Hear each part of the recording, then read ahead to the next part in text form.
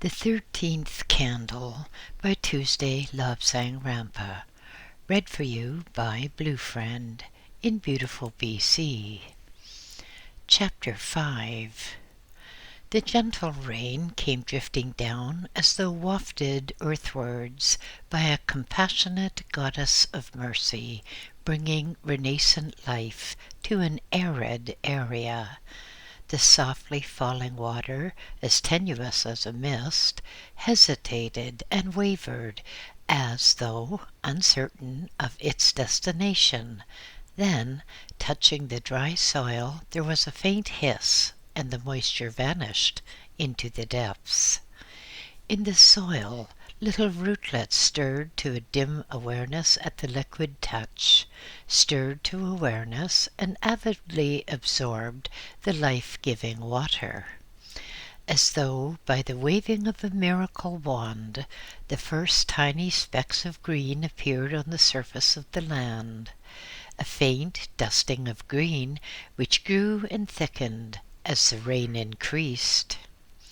Now the rain had increased to a torrential downpour. Huge drops fell and raised small gouts of earth, besmirching the newly green plants with sodden mud. Here and there the first tiny buds appeared. In this desolate region, nature was prepared to move fast, to put forth vegetation at the first sign of moisture. Small insects scurried busily from plant to plant and leaped from pebble to pebble. From a nearby depression in the ground there came a faint, strange hiss, followed by gurgling and the tinkle of rolling stones. Soon there came the first swelling waters of a rivulet, carrying a scum of unwetted soil, drowned insects, and the dry debris of an area a long time without water. The clouds lowered even more. The monsoon weather of India butted against the Himalayas and spilled torrents of water from upset, heavily laden clouds. Lightning flashed and the thunder roared and re-echoed against the mountain sides. Here and there lightning struck viciously against a towering pinnacle, shattering it, exploding it into a cloud of dust and stones which came tumbling down the steep mountain sides to thud heavily against the sodden earth below. A boulder toppled and fell with a soggy splash into a pool of water, crushing plants, spewing mud all over the rocks. The river, in full spate, overflowed its banks, and the tributaries found their flow reversed. The willows found the waters climbing higher up their trunks.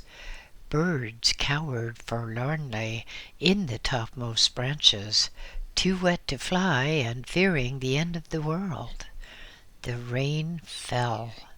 The marshes became lakes. The lakes became inland seas.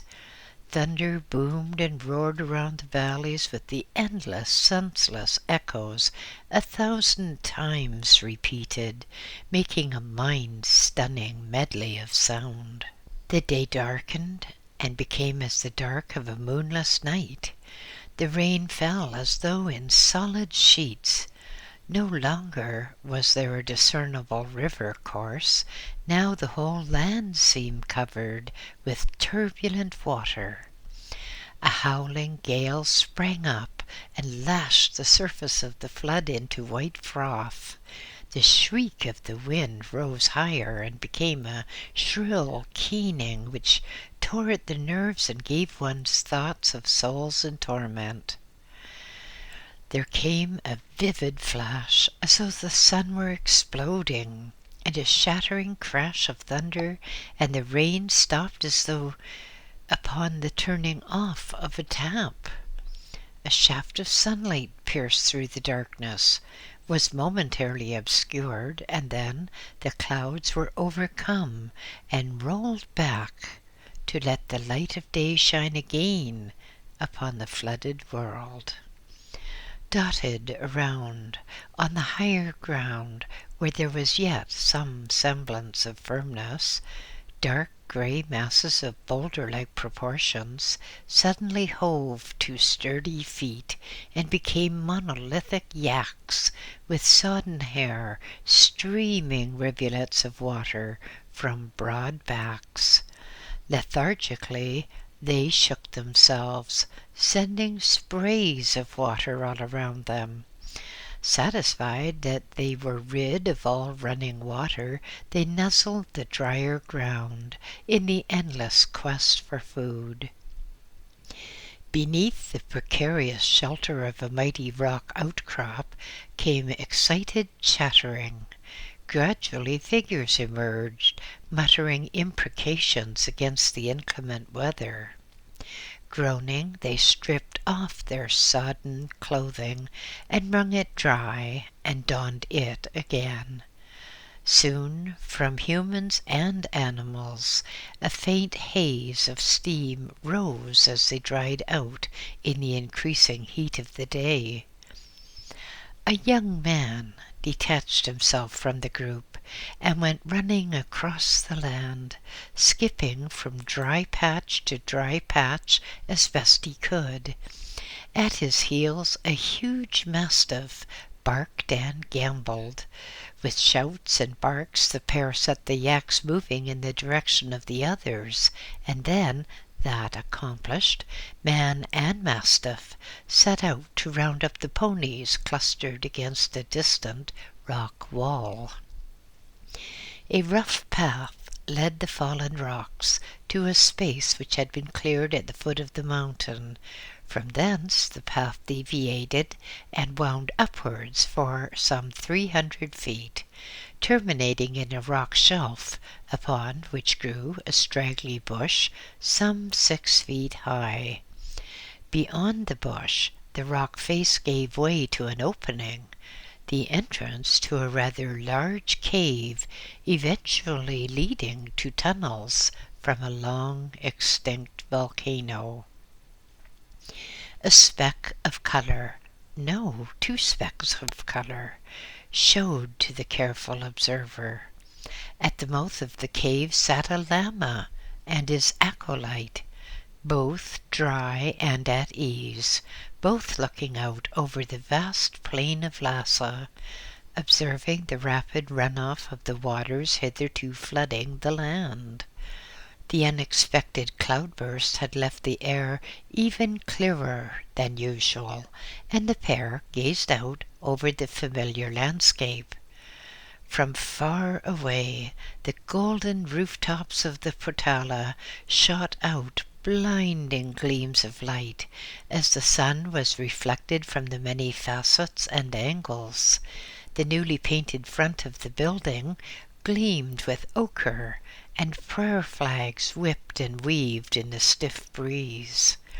The buildings of the medical school on Iron Mountain looked strangely fresh and clean, and the buildings of the village of Show glittered brightly. The Serpent Temple and lake were clearly to be seen, and the willows in the water were nodding their heads as if in some unspoken agreement. Faint dots of color showed that monks and lamas were going about their everyday business.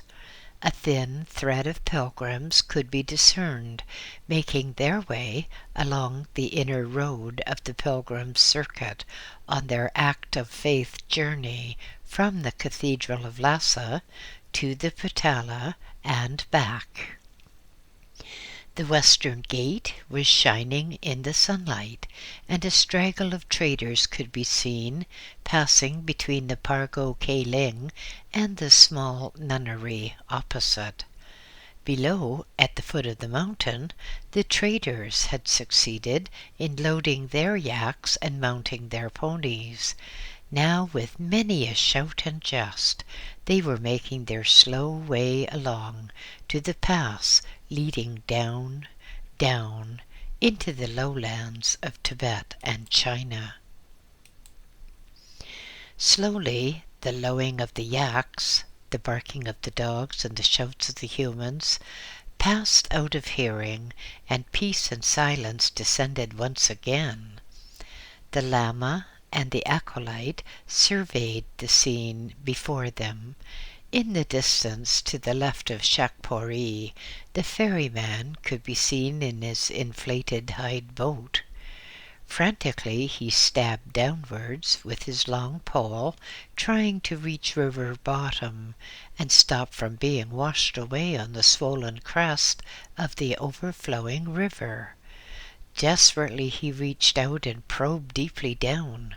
His boat tipped beneath him, gave a sideways shimmy, and slid away, leaving the boatman struggling and drowning in the floodwaters.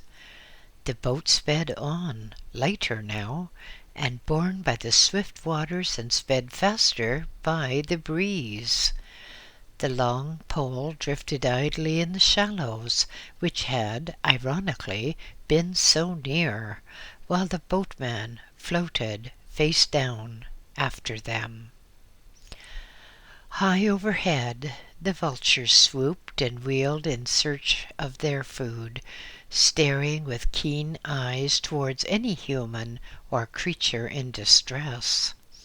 One tentatively dived on the drowned boatman and swerved away at the last moment, observing closely. Seeing no motion, the bird swooped again and landed on the dead man's back. Preening itself a moment, the bird looked around defiantly and then went to work on the back of the man's head. "Tomorrow," said the Lama to the acolyte, "we will travel down to the lower reaches and call upon our friends. For this day we will rest and relax, and it will be an opportunity for us to conserve our energies. The journey will be long and arduous. I see there are a few sticks washed by the base of those rocks." He rose to his feet and pointed. "So you go and collect them, and we will prepare tea and sampa." He smiled slightly and remarked, "And after that, I will give you some basic instruction in relaxation and in breathing, both matters in which you are notoriously deficient. For the nonce, go and collect the wood." He turned and entered the cave.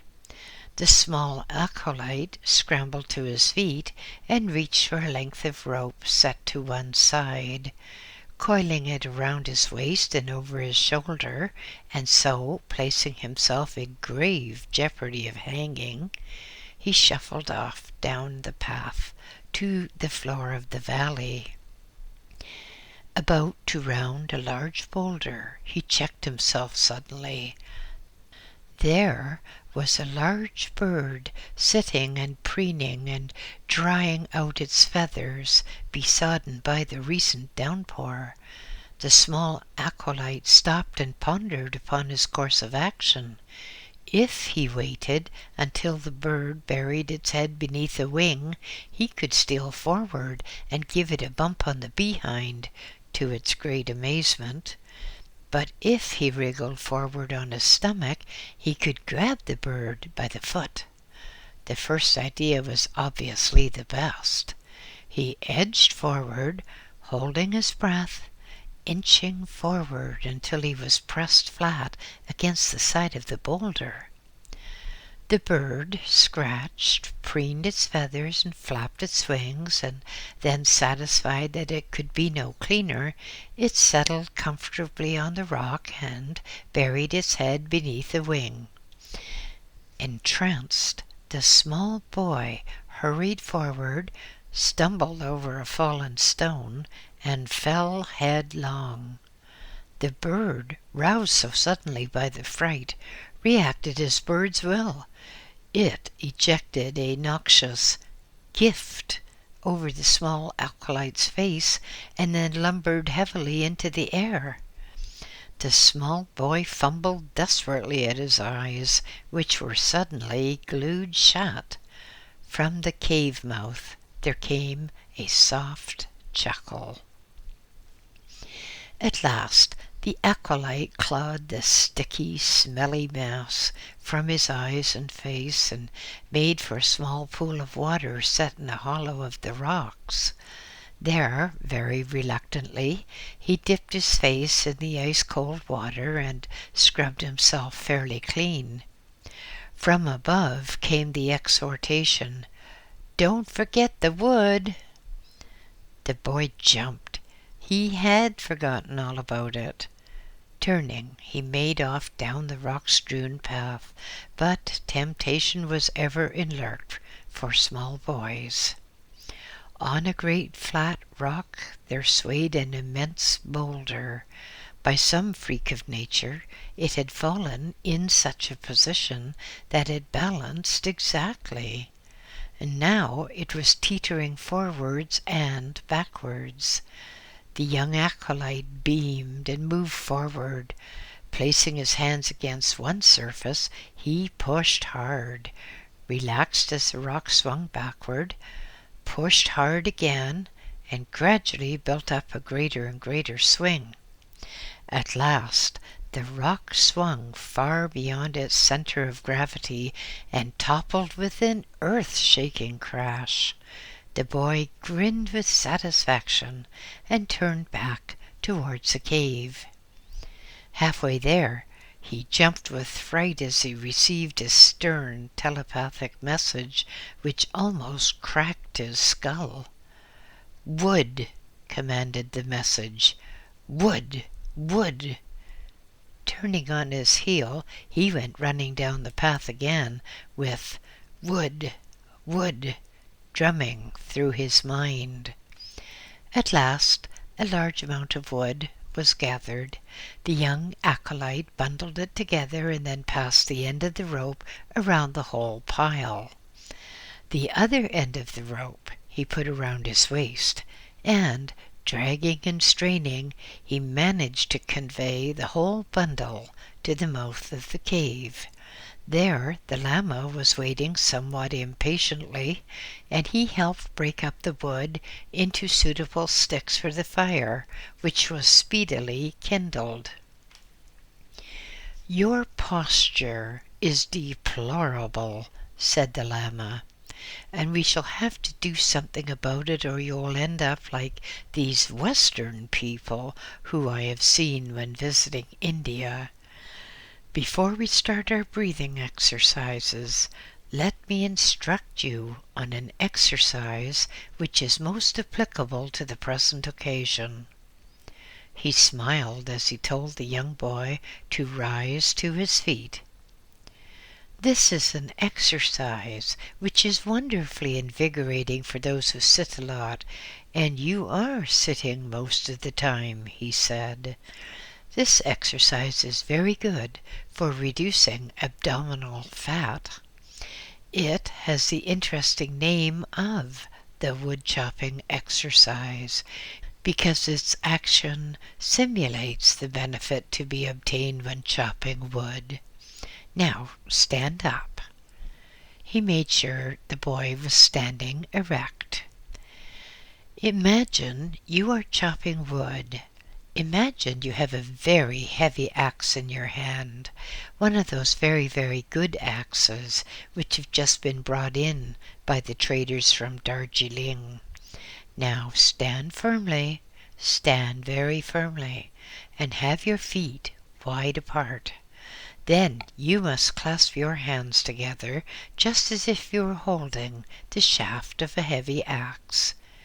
Imagine that the head of the axe is on the ground, so take a deep breath and raise your hands and the imaginary axe high above your head until your body has gone to the other extreme and no longer is bending forward, but is bending backwards. You have to bear in mind that you are lifting a very heavy axe, so let your muscles simulate that you're lifting a very heavy axe. Then with this heavy axe high above your head, hold your breath a moment. Then vigorously Breathe through the mouth and swing down with the imaginary axe in a very strong motion, as if you were cutting a very big tree trunk. You will not, of course, come to a stop with the impact of the wood and the axe, so instead, let your arms swing right down between your legs. Let your arms swing down so that your hands are in a line with your feet. You must keep your arms straight, and you must keep your spine straight. You should repeat this exercise several times. Now go to it, my boy, and do it with vigor, with at least as much vigor as you used to topple that rock. The young boy went through the exercise until at last he stood panting and grunting with the effort. "Oh, holy Lama," he said breathlessly, "surely exercises like this could kill a person, unless they were in good health. I feel almost faint myself."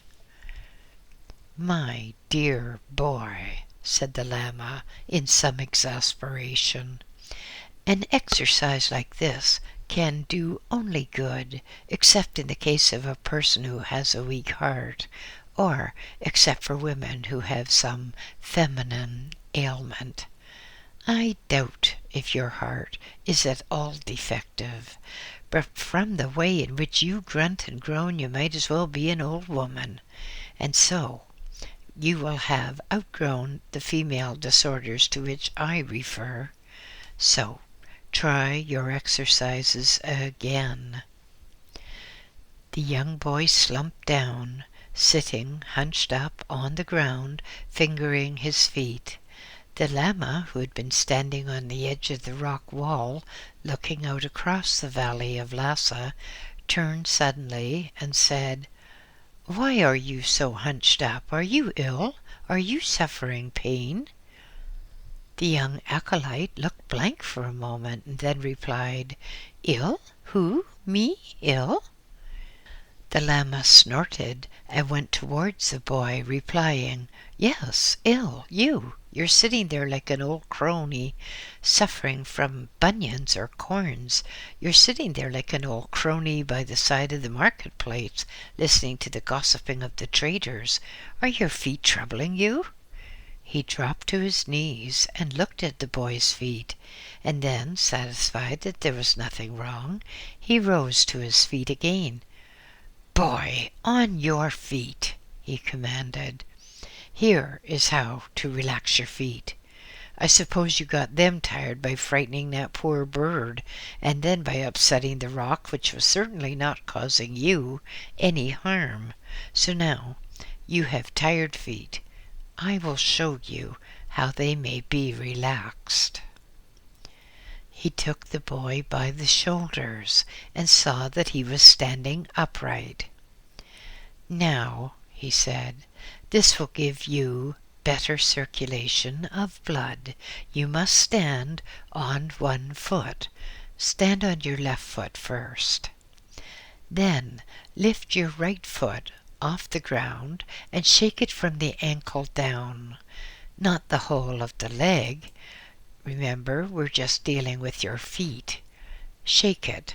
Keep your leg still and violently shake your foot from the ankle down. Shake it for about 3 minutes until it begins to tingle. Then put that foot back on the ground and raise the other leg and shake that foot for 3 minutes. Do this 3 times. It will help you when you have cold feet. It will help you after you've had a long march or when you've been standing too long. It will help you when you have been toppling, teetering rocks." He smiled for a moment and then he said, "Always do these exercises barefooted. Never wear your sandals when doing exercises. There is much benefit to be gained by having one's feet actually in contact with the ground." The poor boy groaned and exclaimed, "Oh, holy Lama, I feel much more tired now. Standing up like this and doing all these exercises has caused my body to ache with tiredness. Can I not rest a while?" The Lama gave a secret smile and said, "You really step into little traps, do you not? You've got yourself tired by doing the things which you should not do, so if I show you the things which you should do, you can avoid getting tired when doing the things you should not do. So, let us remove the tiredness from the upper part of your body by the very elementary exercise which our Chinese friends call relaxing the trunk." "But, holy Lama," said the young acolyte in some dismay, "I thought we were going to do breathing exercises, not this awful stuff." The Lama shook his head reprovingly and said, "Boy, these exercises are just the prelude to breathing exercises. Now pay great attention to me, because this particular exercise would better be known as a series of 4 exercises. It is designed to help your neck, then your shoulders, the center of your back, and finally the whole of your body from where your legs join your body to where your head joins your neck. First, you will stand like this." He bent down and pushed the boy's feet apart about 24 inches. "Always stand with your feet slightly apart and let your head drop forward as if you have lost the power of the muscles. With your head drooping loosely, let it slowly circle clockwise just once. Your arms will be hanging loose. After this, you will let your head hang lifelessly forward again, but this time you will let your shoulders droop as if you have no muscles. Your head is hanging loose, your shoulders are drooping, and your arms are hanging loosely as well. Then let your shoulders make a clockwise movement, but the head and the arms will remain limp without moving. After you've done this, do it anti-clockwise." The poor wretched boy, looking a picture of woebegone misery, went through the exercises. By the time he had finished, he did indeed feel lifeless, but the Lama soon snapped him to attention, saying, "Now, drop your chest forward. Let the whole of the top part of your body make this circular movement. You have to rotate the whole of the top of your body, everything above the waist. After you've done it in one direction, do it in the opposite direction." The boy stood there with his feet slightly apart and looking so limp that he appeared in danger of falling over on his face. First, his head and shoulders rotated in one direction, then slowly in the other. "Now," said the Lama, "you will have to put your feet slightly farther apart, so that you have a very firm stance. Then you make everything above the waist absolutely limp, and then, bending from the waist, you make a wide circle, as wide as you can possibly manage without falling over. You make a wide circle clockwise, so that you're in some danger of being overbalanced. Continue making these circles, getting smaller and smaller circles, until for a moment you are motionless.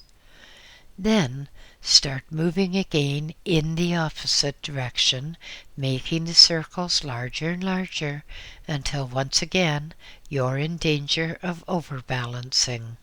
And then when you have done that, do it once more. And after that, let just your shoulders rotate and counter-rotate. When you have done that once, let your head rotate and counter-rotate. Now, he said, do you not truthfully feel a lot better? The young acolyte looked cautiously at the Lama and said, Holy Lama, yes, I must admit I do feel a lot better for that, but I am sure that I would feel even better if I could have a rest, because, as you said, we have a long and hard journey before us tomorrow, and I fear that these exercises might tire me unduly. The Lama laughed and said, Well, on this occasion we will do no more, but throughout our journey down into the lowlands you will have to learn other exercises. You will have to learn about breathing, for our journeys are more than just covering land. We have to cover knowledge as well. The more you learn now, the less you have to learn later, until you get to the point of knowing that the more you know, the more there is to know. But be off with you for now. So the young acolyte suddenly recovered all his energy and sped down the path in search of any adventure which might present itself. The Lama resumed his seat at the edge of the cliff and remained gazing out across the beloved valley of Lhasa, where even now the sun was beginning to set and the lengthening shadows crept across the rock-encompassed land. The shadows turned deeper purple and sped ever faster across the dark floor of the valley. The western wall of the mountain range already was black, with here and there a vague pinpoint of light, showing as the faintest of flickers. Light shot in golden shards across from the Patala, home of the inmost one. Behind Iron Mountain, the happy river glinted as a lighter path in a dark abyss. But swiftly the sun withdrew behind the mountains, and the dark of night seemed to rise up as the waters rise up in times of flood. The eastern wall of the mountain sank deeper and deeper into the approaching night. Soon there was nothing but the purple night, with the gentle breeze wafting, even to this distance, a suspicion of incense and rancid butter. Thousands of feet above the topmost ranges caught a last glimpse of the sun. A golden line, like a flaming banner, ran along the topmost edge, lingering longer at the highest points until even they were extinguished in the universal darkness. Time wore on. The people of the night set about their business. A night bird called, and at long last was answered from afar. A lonely mouse squeaked, followed by a scuffle, and a shriek abruptly ended. The night wore on. The stars shone forth in all their hard brilliance in the cold, clear air. Bright in the colors never seen from lower lands, they seemed to wink and twinkle as though engaged in some mysterious business far beyond the ken of mortals. Slowly a ghostly silver radiance misted the far horizon, and majestically there lofted into view the gibbous moon, with mountains and craters plain for even the unaided eye to see. Softly the luminescence spilled over into the valley, shining on frost-whitened peaks, sending brilliant showers of incandescence from the Patala rooftops. The happy river turned to molten silver, and the waters of the Willow Lake became as a perfect mirror. The moonlight grew, casting in stark relief the shadow of the Lama sitting motionless by the bush at the edge of the cliff. A probing finger of light wandered into the mouth of the cave to reveal the prone body of the young acolyte, sleeping the sleep enjoyed only by small boys. From a great distance came the rushing rumble of a sudden rockfall, followed after an interval by the crumpling thud as mighty boulders struck the earth after tens of thousands of years in one spot. Came, too, the frightened squawking of some bird which suddenly found cause for alarm in the earth's shake. The night wore on. Majestically the moon sailed across the sky and withdrew demurely behind the sheltering mountain range. Timidly the stars faded in the approaching light of a new day. The sky became suffused with color. Bands of light raced from horizon to horizon, growing ever brighter. Night birds croaked sleepily and sought their daytime haunts in secure crevices in the mountainside. The creatures of the night prepared to sleep through another day. The night wind slowed. For an appreciable space of time there was dead calm. Then a slight breeze sprang up in the opposite direction, and the creatures of the day bestirred themselves. The small acolyte sat up suddenly, rubbed his eyes, and rushed outside. A fresh day had begun. It was a simple matter to break the fast of the night. Breakfast, lunch, tea, dinner, call the meals what you will, but among the priests of Tibet they were all the same: tea and tsampa. The roughest, crudest tea of all, made specially into bricks from China. And tsampa, well, there was no other food. These foods, tea and tsampa, provide all that is necessary for the maintenance of health and life. Breakfast was soon over. The Lama turned to the acolyte and said, "And what is our next task?" The acolyte looked hopefully down the sides of his nose and said, "Should we not have a rest, Honorable Lama? I know where there is a vulture's nest with eggs in. Shall we watch them?" The Lama sighed and replied, "No, we have to think about those who will come after us. We must clean the cave. We must see that it is strewn with fresh sand. We must see that it is well stocked with wood, for the next travelers here may be in dire need of fire and of warmth. We have to remember we should have welcomed wood, so let us do what we would have welcomed." The boy went out and moved again down the steeply inclined path, kicking idly at stones as he jogged along, until he kicked at one stone which was not loose, but which was embedded deep in the earth. For some minutes he hopped around on one leg, uttering strange cries and holding the injured foot between his two hands. But something attracted his attention.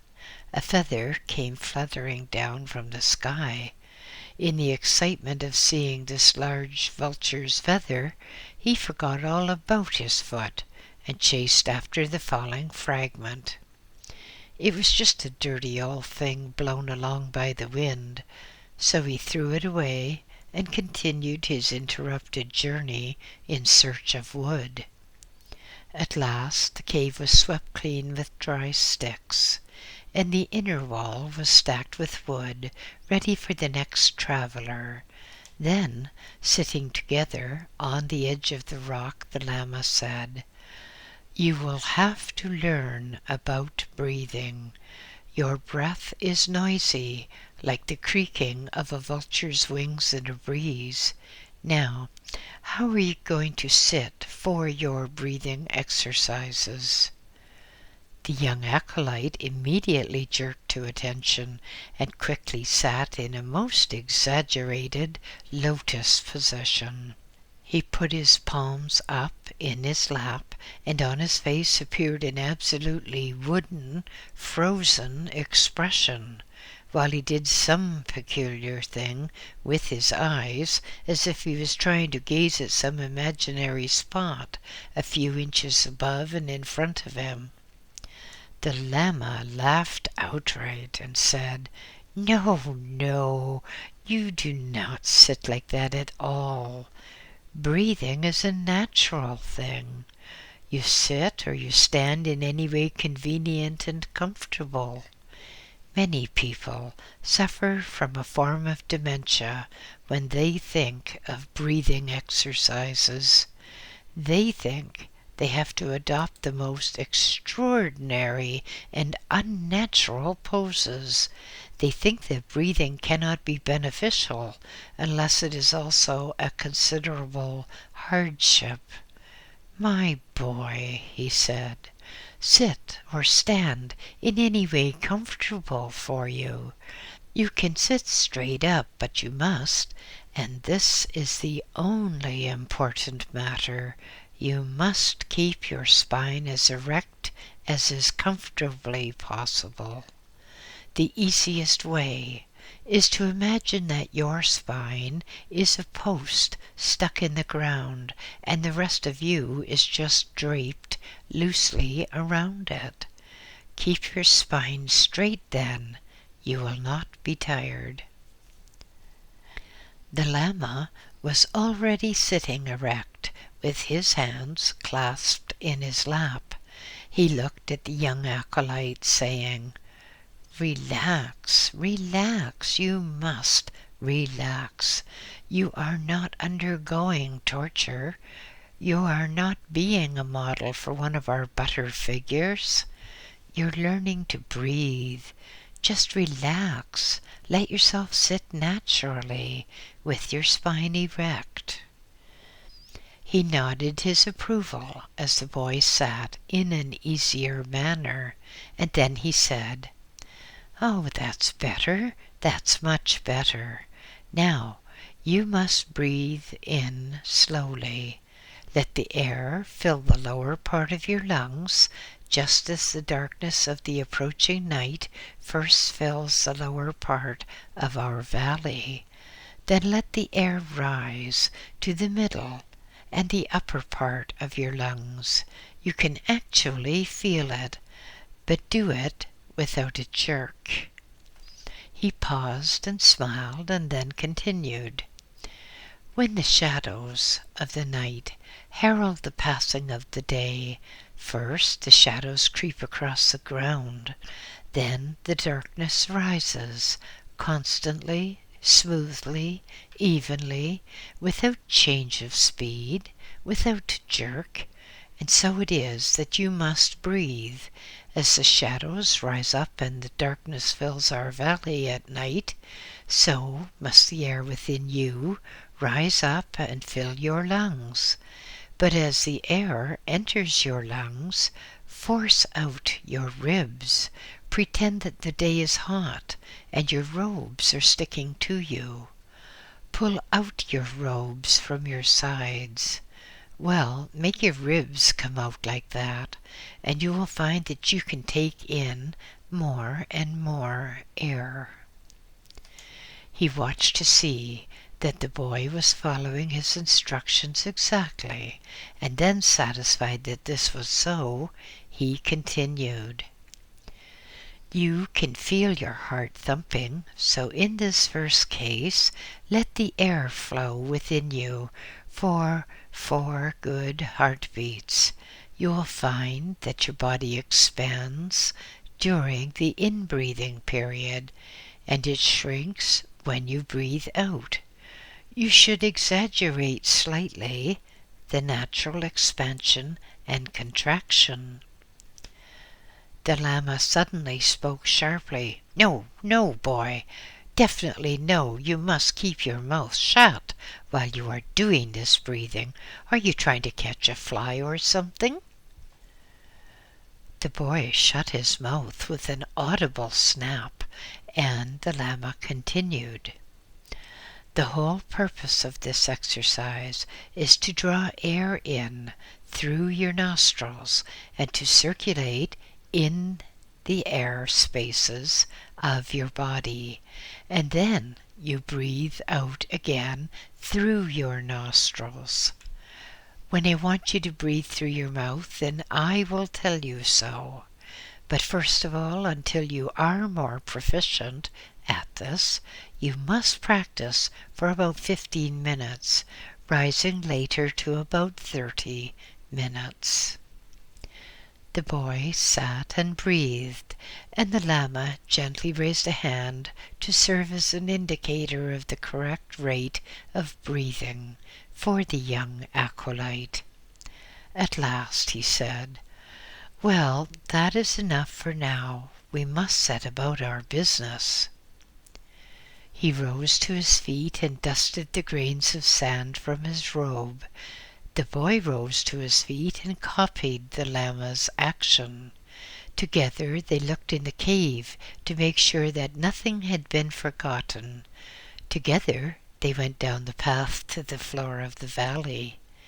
At the bottom, the llama arranged certain stones to show the way to the cave above.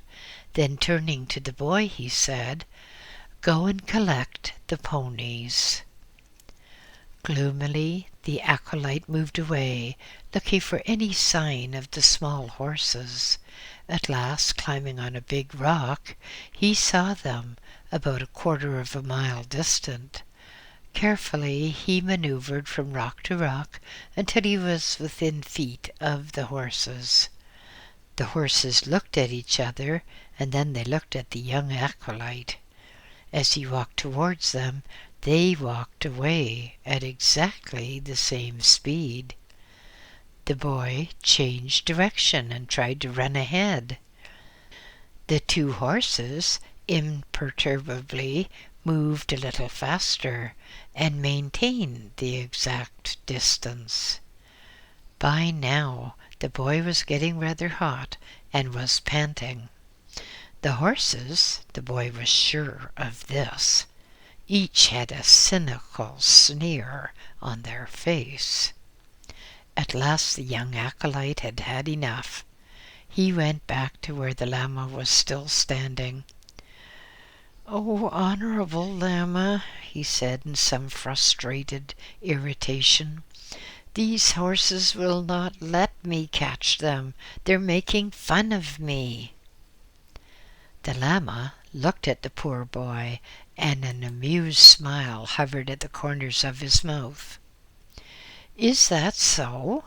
he inquired mildly. "Then let us see if they'll come for me." He moved into the open and clapped his hands together. The two ponies had resumed their grazing, but they raised their heads with ears very erect. The llama clapped his hands again and called for the horses to come. They looked at each other and then looked back at the llama. They looked at each other again, and both began to trot towards the llama. He moved to them and patted them and put his own pack on the back of the larger of the two. The smaller pony looked at the small acolyte and moved away as the boy approached. At last the boy was running to catch the horse, and the horse was just moving in a circle. The llama, tiring of the sport, spoke sharply to the pony, which immediately stopped and became docile. The boy moved forward, being very, very careful to stay clear of the hoof end, and placed his bundle on the horse's neck. The llama nodded and mounted the horse and sat quiet. The boy took a fantastically big leap to catch the horse unawares, but the horse moved slightly, and the boy sailed straight over its back to land with a crash in the sand. The llama moved forward with a sigh of resignation, saying, Oh dear, our daily entertainment, but we are in a hurry." He leaned down, picked up the small boy, and dumped him unceremoniously on the back of the small pony. "Come along," he commanded. "We've wasted enough time. We have to move on, or we shall have lost another day." Together the horses stepped out across the earth floor, avoiding rocks. The llama was slightly in the lead. The boy strove to keep up behind. He never was proficient at horse riding, and he never would be, but he did his best. On they rode, the llama sitting comfortably erect, untired, untroubled. The boy on the smaller pony was sagging like a sack of barley, but unlike the sack of barley, the boy was getting sorer by the minute. At last, after some 3 or 4 hours of travel, the llama stopped and said, "We will rest here for a while. You may dismount." The small acolyte simply ceased to cling to the horse's mane and slid to the ground in an undignified heap. The horse moved sideways several feet. End of chapter 5.